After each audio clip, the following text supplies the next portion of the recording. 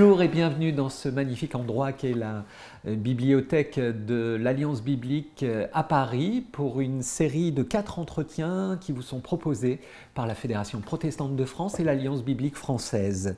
Entouré donc de Bibles de tous âges en ce mois de la Bible pour parler de la parole avec des femmes de parole. Bonjour Victoria Camongi. Bonjour Jean-Luc. Alors vous êtes professeur d'anglais, présidente d'une union d'églises, la communauté des églises d'expression africaine francophone de France. Vous avez aussi été pendant plusieurs années vice-présidente de la Fédération protestante de France. J'ajouterai que vous êtes également formée en théologie, vous êtes passée par la faculté évangélique de Vaux-sur-Seine. Tout à fait. Mais derrière ces fonctions d'église et puis professionnelles, qui est Victoria Camongi? Est-ce que vous pourriez nous en dire plus sur vous? Alors, Victoria Camongi, en effet, est arrivée en France en 1987 Oui. Pour des études, en effet. Vous venez de quel pays? De la Sierra Leone. Nous sommes anglophones. Et arrivé en France, c'était en effet pour faire mon DEA et mon doctorat en littérature africaine, littérature francophone. Puis, par la suite, il y a eu la guerre dans mon pays, ce qui a fait que j'ai dû rester après. Voilà. Et à part tout ce que vous avez énuméré comme responsabilité, je suis mariée, 3 enfants. Votre mari est pasteur, je crois? Mon mari est pasteur aussi. Oui. Et notre église se trouve en effet à Lille. D'accord. Et 3 enfants, donc, c'est ça? Oui, c'est ça. Qui sont grands? Oui, ils sont grands et ils sont autonomes. Autonomes maintenant. Oui. Alors, je le disais pour introduire ce moment, un lieu emblématique, une bibliothèque de Bible pour parler de la Bible. Est-ce que vous arrivez à situer votre premier contact avec la Bible? Mon premier contact avec la Bible, il faut savoir que, issu d'un pays anglophone, où il n'y a pas de séparation entre l'Église et l'État, la connaissance biblique est diffuse. Ce qui fait que on peut avoir la Bible dans la maison, et je me souviens que nous avions une Bible énorme qui avait en effet un emplacement de choix au salon. Et cette Bible, en effet, était l'abri ou abritait tous les documents essentiels, comme par exemple les actes de naissance, les certificats de baptême. D'état civil, tout. Tout à fait, tout à fait. Et il y avait bien sûr... C'est un livre précieux donc. Un livre précieux bien sûr, sacré pour toute la famille. Et vous l'ouvriez en famille, ça arrivait? Oui, on l'ouvrait, d'autant plus que dans notre contexte, on a un pasteur de famille comme on peut avoir un médecin de famille, ce qui fait que le pasteur se déplace de temps en temps pour venir à la maison, pour faire la prière en lisant bien sûr la Bible. Oui. Donc c'est ce livre dans le salon qui reste cette image d'enfance pour vous? D'enfance, oui, parce que même si personnellement on ne la lisait pas systématiquement, mais c'était là. Et tout le monde savait qu'à part cette Bible, il y avait plusieurs autres Bibles éparpillées un peu partout dans la maison. Aujourd'hui, quel est votre rapport personnel, j'allais dire, avec la Bible? Et puis en tant que femme aussi, est-ce que vous percevez des spécificités peut-être dans le rapport à la Bible? Bien sûr, la Bible informe presque toutes mes actions. Je me nourris en effet des enseignements de la Bible. Je la médite le matin pour mon propre développement spirituel et aussi je l'utilise sur le plan académique parce qu'à un moment donné, j'assurais un cours en tant que chargée de cours à la faculté de Vaux-sur-Seine. Ouais. Je l'utilisais aussi. Donc là, c'était un outil de travail, hein. Oui, en effet, un outil de travail où l'approche était plus académique. Et en tant que femme, je pense que mon approche est une approche qui ouvre plus ou moins différentes sphères de la Bible, tout ce qui concerne des relations de l'homme par rapport à la femme, la création, tout cela est très important. Africaine, de culture anglophone, vivant en France, est-ce que vous notez des différences manifestes dans la façon de parler, d'aborder la Bible, de l'utiliser ?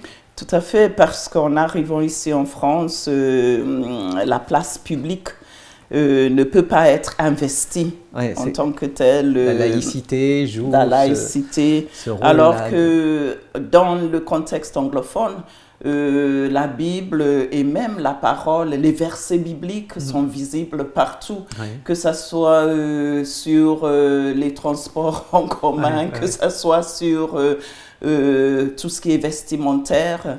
On affiche librement. On affiche librement son appartenance chrétienne. Et il n'y a pas cette différence, il y a cette liberté en fait de pouvoir parler de la Bible. Et ça vous a perturbé au début en arrivant en France? Oui, ça m'a perturbé parce que des choses que je pensais être normales n'étaient pas en effet aussi normales que cela. Il a fallu quand même changer, plus ou moins essayer de me conformer à la société française. Mais c'était un peu difficile quand même, je dois le dire. Le changement était un peu drastique quand même, il faut le dire. Alors vous nous avez déjà dit que vous lisiez la Bible le matin, j'ai noté cela. Est-ce que vous avez des habitudes justement concernant votre lecture de la Bible, des petites manies, des choses qui à vous, personnelles? Bien sûr, j'ai mon petit calepin où je note tout ce qui me touche, tout ce qui me frappe, tout ce qui... Il accompagne votre lecture? Qui accompagne ma lecture. Et bien sûr, lorsqu'il y a des phrases, des versets qui me semblent incompréhensibles, étant anglophone, j'ai toujours cette manie de me référer à la Bible anglaise, version anglaise, pour pouvoir quand même élucider certains termes. Comprendre peut-être autrement. Comprendre autrement, voir, parce que souvent on dit que les Bibles sont plus ou moins ont une orientation culturelle.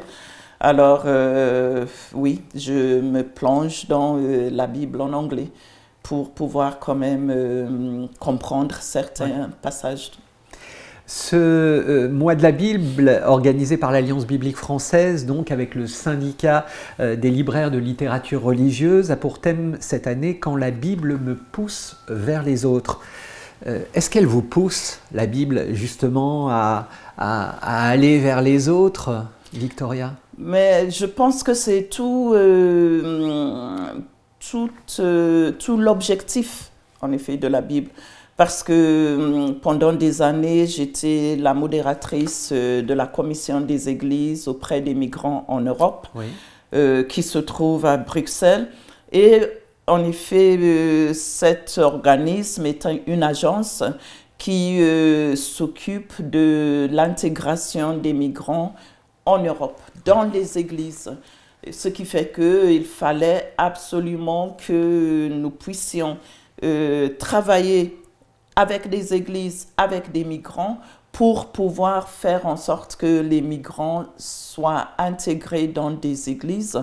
Et ce n'est pas une mince affaire, parce qu'il faut aller vers l'autre pour pouvoir le comprendre et le ramener parfois à l'intérieur de notre petite société. L'intégrer? Oui, l'intégrer pour que cette personne aussi se sente à l'aise pour pouvoir apporter quelque chose à la société. Et donc la Bible là est une aide véritablement pour être dans cette dynamique là? Oui, parce qu'il y a des versets en effet, par exemple, dans le tout premier chapitre de la Genèse, où il est dit que nous sommes tous créés à l'image de Dieu. Cela nous pousse à aller vers l'autre tout en sachant que l'autre est en effet à l'image de Dieu de la même manière que moi je le suis. Ça nous oblige à porter un autre regard peut-être. Un autre regard, avoir une certaine ouverture, d'autant plus que dans la Bible aussi, il est question de l'étranger. L'étranger est présent du début presque jusqu'à la fin, d'autant plus que nous sommes aussi des pèlerins sur la terre. Et de ce fait, il faut aller vers l'autre. La Bible, en effet, informe toutes ces connaissances, toutes ces attitudes que nous devons adopter lorsque nous voyons l'autre et que nous devions normalement aller vers lui. Alors en préparant cet entretien, je suis retombé sur un vieil article déjà, 2009, La Voix du Nord, qui faisait donc ce titre pour parler de vous, Victoria Kamonji, la voix des migrants et des protestants africains. Oui. Il y a une responsabilité là derrière. Oui, c'était une lourde responsabilité parce qu'en effet, il faut se servir de la Bible. Ce n'est pas naturel. Aller vers l'autre et représenter l'autre, surtout dans le protestantisme, ce n'est pas donné, ce n'est pas naturel.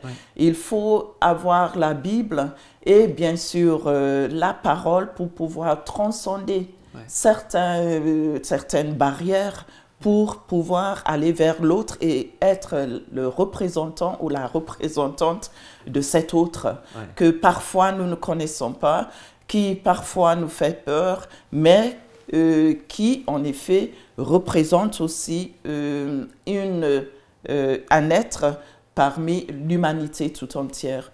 Voilà. Alors aujourd'hui, votre fonction a changé. Vous êtes présidente de cette union d'églises, avec une majorité d'églises venant d'Afrique, donc, mais pas seulement. Il y a une vraie diversité, si j'ai bien compris. Il y a une vraie diversité. Il y a des églises, des dom-toms, qui sont aussi des églises françaises. Et il y a aussi des églises françaises, francophones, classiques. Ce qui fait qu'il y a une telle diversité que peut-être il faudrait commencer à réfléchir sur l'identité et même l'appellation de cet organisme. Le vivre ensemble, c'est votre quotidien c'est mon quotidien, vivre ensemble, traverser les frontières, ne me pose pas de problème du tout. Tout ce qui est œcuménique, je le vis. Cela fait partie de ma vie, d'autant plus que je suis née dans une famille où mon père était anglican, ma mère catholique. Ah oui, donc vous l'avez vécu dès le départ. Et oui, et puis pour ma confirmation, je suis devenue méthodiste à la faculté chez nous. Et puis voilà, l'œcuménisme, je le vis quotidiennement. Depuis la naissance. Depuis la naissance. Et ça donne une certaine ouverture. Forcément. Voilà. Et être femme, présidente d'une union d'églises plutôt d'origine africaine malgré tout, comment on le vit? Alors là, je vous pousse un peu peut-être dans une forme d'intimité, de vécu personnel. Quels sont vos défis?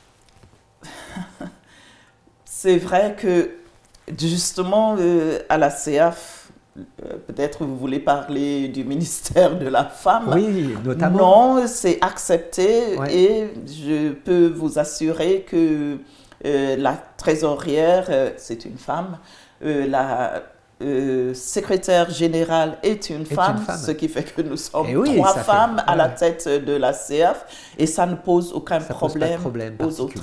Non, il n'y a pas de problème particulier parce que j'imagine que le ministère de la Femme est tout à fait accepté. C'est quelque chose de répandu aujourd'hui. Ce n'est pas une exception, ouais. en fait. Et est-ce que vous percevez des défis particuliers dans la période actuelle? Alors, pour vous peut-être personnellement, mais aussi pour votre union d'église? Défi, oui, surtout avec la loi sur le séparatisme. Oui. Il faut absolument que toutes les églises puissent quand même présenter leurs documents. Être en conformité. En conformité avec les exigences de la loi. Et nous y travaillons. C'est vrai que cela nous a pris beaucoup de temps depuis que je suis devenue présidente. Oui. On a parfois l'impression qu'on ne travaille que sur cela. Oui, de l'administratif, mais tout est en bonne voie. Et il y a ce défi-là, il y a aussi d'autres défis comme vraiment la mise en place, la consolidation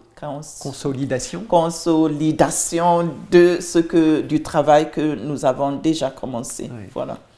Alors, une petite série de questions toutes simples qui appellent des réponses personnelles, mais surtout rapides, spontanées.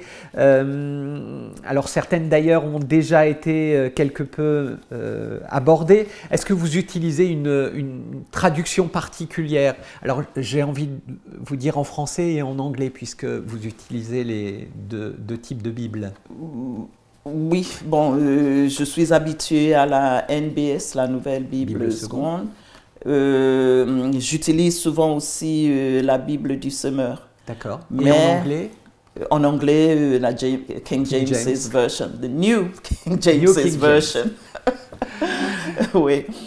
La Bible, c'est toujours la même que vous utilisez? Vous en avez une un peu plus personnelle, de cœur, ou vous prenez celle qui est disponible autour de vous? Non, j'ai ma Bible personnelle qui est même un peu intime dans la mesure où c'est annoté, stabiloté, etc.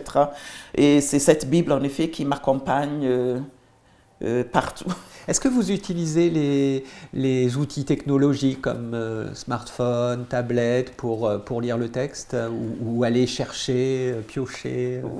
Rarement lorsque je n'ai pas ma Bible à disposition, mais je préfère utiliser la Bible en papier. Voilà, parce que je pense que c'est quelque chose qui doit être palpable. Oui. Oui. Physique. Physique, oui. Ouais.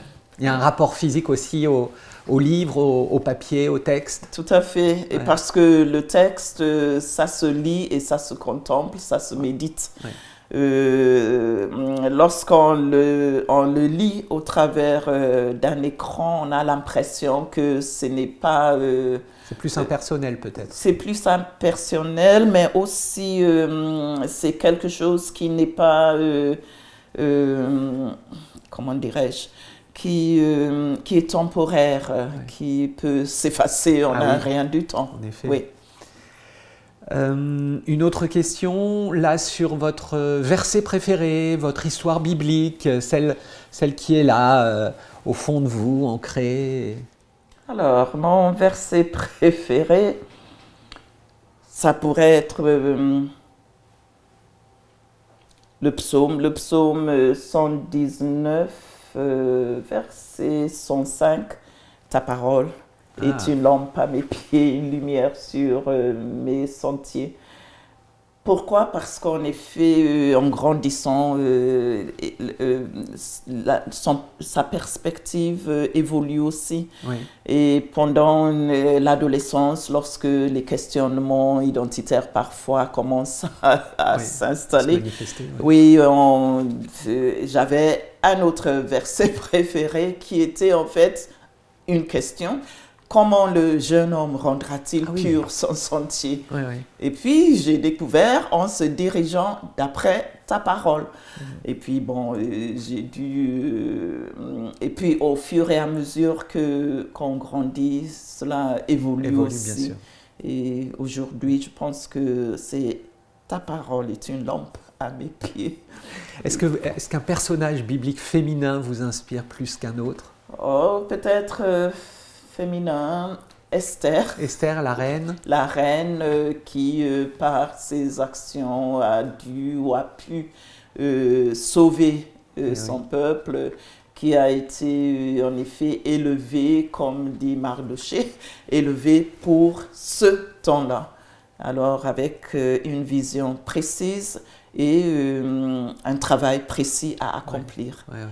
C'est-à-dire le temps, il y a toujours un temps précis et un moment donné. Et vous sentez que Dieu vous a choisi pour ce temps aussi aujourd'hui, dans votre contexte? C'est quelque chose qui est là en vous, en y pensant aussi? Peut-être pour la génération, parce que ça, ouais, ça fait des années. Ouais. Oui, je pense. Ouais, ouais, ouais. Parce que rien ne présageait ma présence en France. Ouais. J'étais venue pour faire mes études et rentrer en Sierra Leone. Et puis me voilà toujours en France. Oui. Alors, une petite corbeille avec des papiers. Je vous laisse en tirer un. Il y a un mot à chaque fois sur un papier. Oups. Alors, oui, bah, comme vous voulez. Celui-là, vous nous le lisez. Espérance. Espérance. L'espérance pour vous. L'espérance pour moi, c'est... je réfléchis. L'espérance, c'est tout ce qui concerne l'avenir. L'avenir tel que Dieu le veut pour nous. Parce qu'il a dit qu'il nous a donné un avenir de l'espérance, oui. C'est-à-dire qu'il y a toujours de l'espoir et il n'y a jamais de fatalité avec Dieu. On va continuer d'une certaine façon dans la même lignée, mais en allant un peu plus loin avec un texte qui se trouve dans l'évangile de Matthieu. C'est moi qui l'ai choisi pour vous. Il va s'imposer donc à vous. Et donc, je vous donne la Bible, cette version Nouvelle Français courant. Donc, on est dans l'évangile de Matthieu, chapitre 22, les versets 34 à 40. Quand les pharisiens apprirent que Jésus avait réduit au silence les Sadducéens, ils se réunirent. Et l'un d'eux, un spécialiste des Écritures, voulut lui tendre un piège et lui demanda: « Maître, quel est le plus grand commandement de la loi ?» Jésus lui répondit: « Tu aimeras le Seigneur, ton Dieu, de tout ton cœur, de tout ton être et de toute ta pensée. C'est là le commandement le plus grand et le plus important. Et voici le second commandement qui est d'une importance semblable. Tu aimeras ton prochain comme toi-même. Toute la loi de Moïse et tout l'enseignement des prophètes dépendent de ces deux commandements. » Très beau texte, marquant, fondamental. Il résonne comment ce matin, alors que vous lisez ce texte?